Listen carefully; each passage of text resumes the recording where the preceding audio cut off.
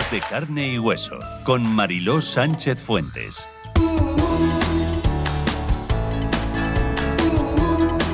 Y con el lío y la incertidumbre política que tenemos montada, hemos invitado hoy a nuestros estudios a Juan Bravo Baena, vicesecretario de Economía del Partido Popular, con quien vamos a repasar los asuntos económicos que más nos preocupan y ocupan como dueños de empresa y como ciudadanos. Y contamos también con Emilio Corchado, CEO de Startupole, que esta semana está celebrando su 10ª y exitosa edición en Salamanca y que claramente se consolida como el evento líder de emprendimiento e innovación tecnológica de la Europa y la España esperanzada.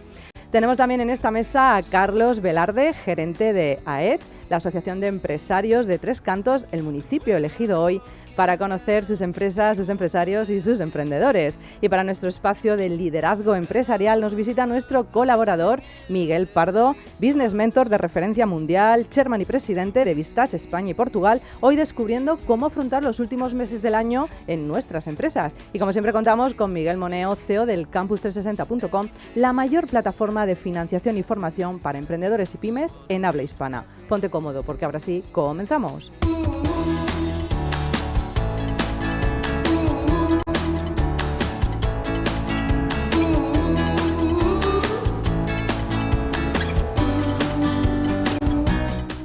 Pues como te decía, hoy nos visita el vicesecretario de Economía del PP, Juan Bravo Baena. Con él vamos a ir analizando todo aquello que nos preocupa en materia de economía. Queremos hablar y saber de impuestos, de fiscalidad, de actividad empresarial, de mejora de oportunidades para nuestros jóvenes y nuestras empresas y sobre todo de apuesta por el emprendedor. Juan Bravo, bienvenido a Negocios de Carne y Hueso. Hola, muy buenas tardes y muchísimas gracias por invitarme, por participar en un programa que, como bien dices, defiende el emprendimiento, que sin duda es la base de una economía.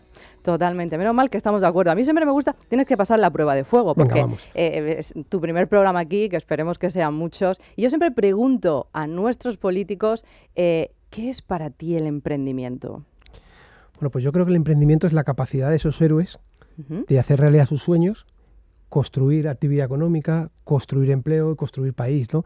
Yo siempre me quedo con una, no sé si acordáis, Pablo Motos, Antonio Banderas, le preguntaba la principal diferencia entre España y Estados Unidos y él decía que en una encuesta hecha a universitarios, en Estados Unidos el 75% querían ser empresarios, emprendedores, dueños de su tiempo y el 25% funcionarios, lo digo yo que soy funcionario. Sin embargo, en España era justo al contrario, el 75% quería ser empleados públicos y el 25% empresarios, emprendedores. Y él decía, así no se hace país, ¿no? Totalmente. Y yo creo que por eso digo que para mí es un lujo que me hayáis invitado, yo lo agradezco muchísimo, porque creo que lo que hace falta en España es emprendimiento, emprendedores, autónomos, y tratarlos como hoy el otro día, que me gustó la frase, me dijo, son los héroes de este país. Totalmente. Y yo creo que es así. Somos los héroes de este país, sin duda, y sobre todo queremos también saber cómo nos apoyan las instituciones para que sigamos creciendo, para que podamos crecer y para tener esa visibilidad que el empresariado y el tejido empresarial merece. Bueno, nuestros oyentes, yo creo que la prueba de fuego está pasada. Vamos a meternos un poquito, vamos a ir descubriendo cómo conseguiremos que España sea esa nación emprendedora con esos 50 objetivos que queremos para 2030. ¿Qué crees, Juan? Bueno, yo creo que lo importante en todo esto no son las palabras, porque decir buenas palabras es relativamente fácil, son los hechos. Y cuando te centras en emprendedores, pues lo primero es el trato que se les dispensa, cómo hablas de ellos. Y es importante, y aquí en algún momento se ha minusvalorado, incluso se ha faltado el respeto a los empresarios de este país, a empresarios muy importantes que empezaron en pequeño, ¿no? En segundo lugar, la fiscalidad es otro elemento claro en el que tú muestras cuál es el apoyo que le quieres dar. En tercer lugar, la cotización social es otro elemento que también está perjudicada ahora mismo, en la que no eres conocedor, porque quieres comparar a un autónomo con un trabajador. Totalmente. Y no es lo mismo, el autónomo es trabajador, y además se acuesta y se levanta con su empresa, y los que hemos tenido en nuestro entorno, los que hemos tenido oportunidad, pues saben lo que significa eso. Entonces yo creo que no se le puede tratar de la misma manera, y lo que hace falta en un país son grandes emprendedores. Fijaros, en Andalucía, que nos sentimos muy orgullosos de todo lo que se hizo, quizá el principal mérito fue cuando se llegó Juanma Moreno. Andalucía era la tercera comunidad autónoma en número de autónomos. Y al año y pico se convirtió en la primera y nunca lo ha abandonado. Lleva 3 años siendo la primera comunidad autónoma en autónomos. Y siempre decimos que el cambio que se produjo en Andalucía alguien lo puede vincular al Partido Popular, al Ciudadanos o a Juanma Moreno, y nosotros siempre decimos que no, que es un cambio social, porque esas personas estaban antes y sin embargo hoy se han decidido a lanzarse, a emprender, a intentarlo, con ayudas, con apoyo, pero son ellos al final los que abren la persiana, los que se juegan su patrimonio, los que si se caen se van a levantar y el Estado, la comunidad autónoma tiene que estar también pensando en que algunos de ellos, algunos caen. Sí. Tienen que saber que hay una ley de segunda oportunidad de verdad y que hay una oportunidad de verdad y que si se caen no pasa nada porque va a estar toda una nación detrás, porque necesitamos mucha gente de esa. Bueno, eso hay que decírselo a las entidades bancarias, pero ahí ya nos meteremos en otro momento. No, y las administraciones también tenemos responsabilidad. Yo como funcionario también creo que tenemos todavía mucho camino y mucha mejora por hacer, ¿no? Bueno, has hablado de fiscalidad, nos interesa mucho. Yo te he leído y te he escuchado que es necesario bajar impuestos, pero no bajar por bajar, sino bajar por subir.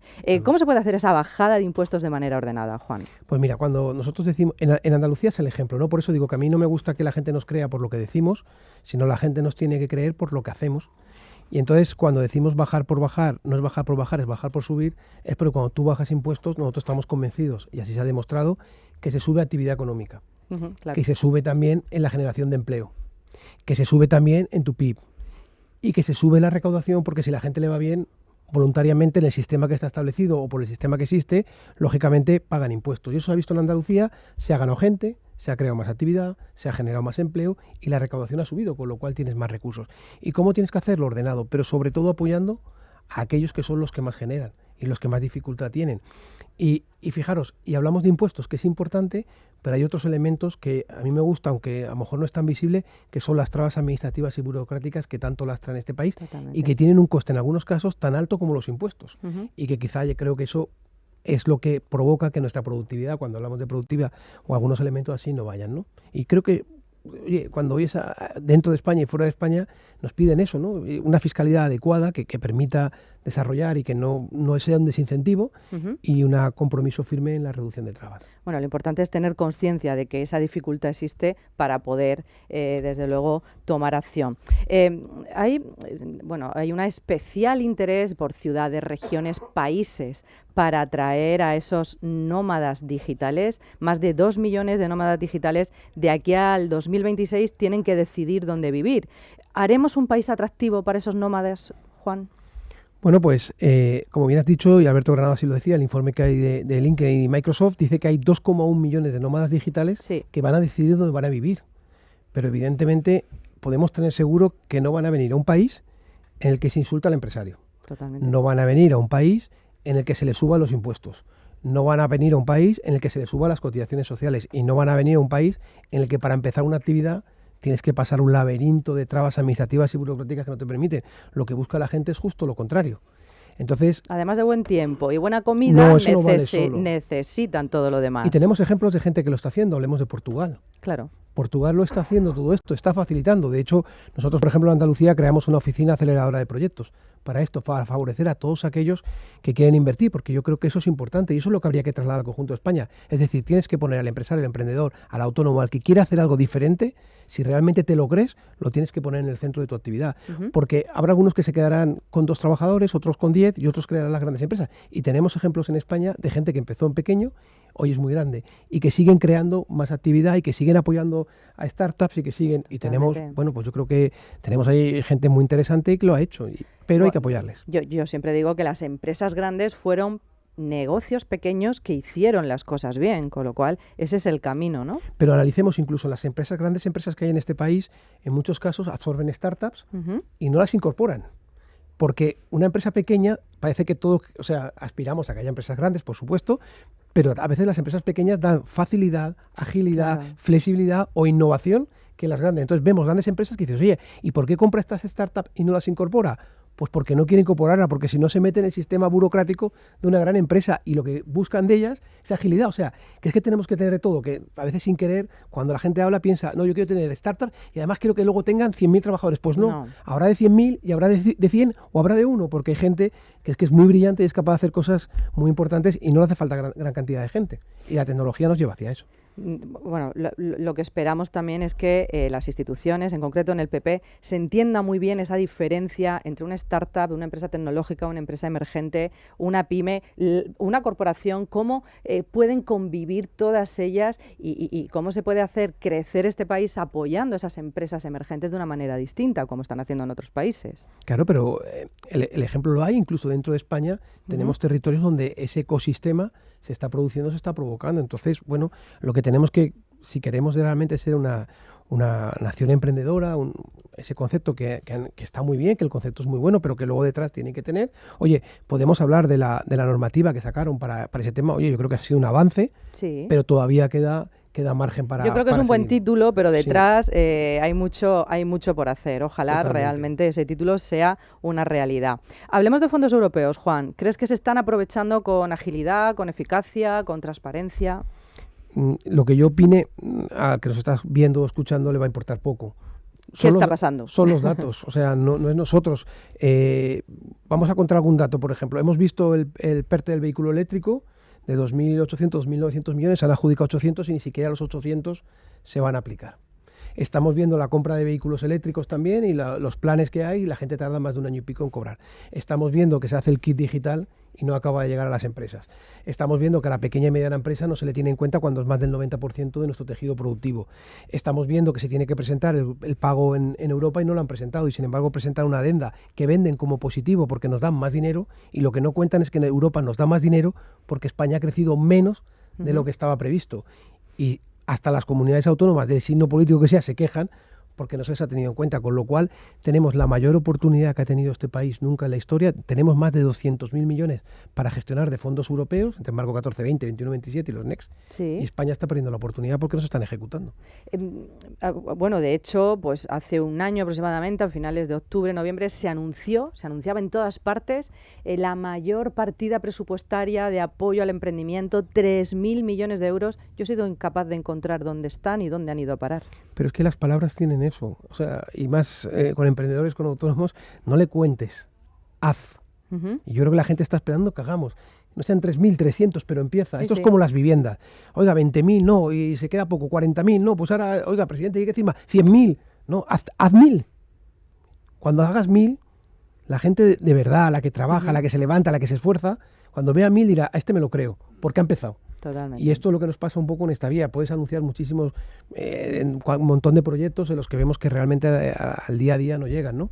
Y está provocando más problemas. Y va a provocar más problemas luego con las justificaciones, porque en algunos casos van a tener que devolver el dinero y eso va a provocar ciertas dificultades para algunas empresas. Pero bueno, como no se cree la colaboración público-privada, que ese es otro problema de este gobierno, entonces no ¿Qué podemos hacer desde aquí? ¿Qué podemos decir desde estos micrófonos? ¿Qué podemos cambiar? Bueno, pues yo creo que el programa que hacéis es sin duda un primer elemento fundamental, un pilar fundamental para que haya esa sensación de que hay posibilidades y que se obligue a que las instituciones, las administraciones, los políticos asumamos eso como propio, y que cada vez que se haga el Startup Olé o el South Summit o cualquier actuación en Málaga o lo que sea, se pueda de alguna manera directamente sentir el apoyo y que estemos presentes. Y cuando vas, realmente la gente sienta que te preocupa, que escuchas, y sobre todo que si no has montado nunca una empresa, tampoco le quieres decir a un empresario lo que tiene que hacer. Escucha, interioriza, pon los recursos disponibles y haz lo que ellos te están pidiendo, que son los que saben realmente las necesidades. Yo creo que eso es importante. Y es importante también pues que no exista o tratar de evitar una sociedad subsidiada, ¿no? Hay toda una generación que está más pendiente de las ayudas que va a recibir que de ponerse manos a la obra y ponerse a emprender, ¿no? ¿Qué puede hacer el empresario para premiar el trabajo y atraer este tipo de gente que se una a la causa? Bueno, yo creo que el empresario hace una parte muy importante, que es generar empleo, generar oportunidades. Claro. Pero en este país resulta que tenemos más de 3 millones de personas desempleadas, pero más de 1 millón de puestos sin cubrir. Si hablamos del sector de la construcción, más de 500.000 personas. Si hablamos del sector tecnológico, el último dato creo que eran 124.000 vacantes sin cubrir. Si hablamos del sector de ingenieros, hace falta más de 200.000 ingenieros de aquí al año 2030. Si hablamos del sector sanitario, imagínense, estamos hablando de sectores. Y sin embargo, no se cubre. Pues lo que tendremos que hacer es, de nuevo, esa colaboración público-privada para hablar con el sector privado y decir, oye, ¿qué necesidades tenéis? Tenemos recursos, invertimos 2.900 millones de euros en políticas activas de empleo para formar a gente que dé respuesta a los empresarios, y gastamos otros 17.000 millones en prestaciones por desempleo e incentivos a la contratación para ser el último país de la Unión Europea en desempleo. ¿por qué no probamos a sentarnos con ellos y decirles, oye, Carlos, Emilios, ¿qué va a hacer falta? Pero no hoy, hoy. ¿Y qué crees que te puede hacer falta dentro de 5 años? Oye, ¿y dentro de 10 empezamos a formar a la gente con eso? Un poco yo creo que ese es el camino en el que tenemos que avanzar. Y esa es la vía, porque el empleo es la mejor política social, ¿eh? Que quede claro, la mejor política social es que la gente tenga la oportunidad de trabajar para que decida libremente lo que quiere hacer con su vida. Pues sin duda, bueno, nos quedan muchas preguntas en el tintero, pero te comprometes a venir y a contarnos más cosas. Quiero saber también sobre esa reforma laboral, cómo la plantearía el PP y qué cosas se podrían hacer.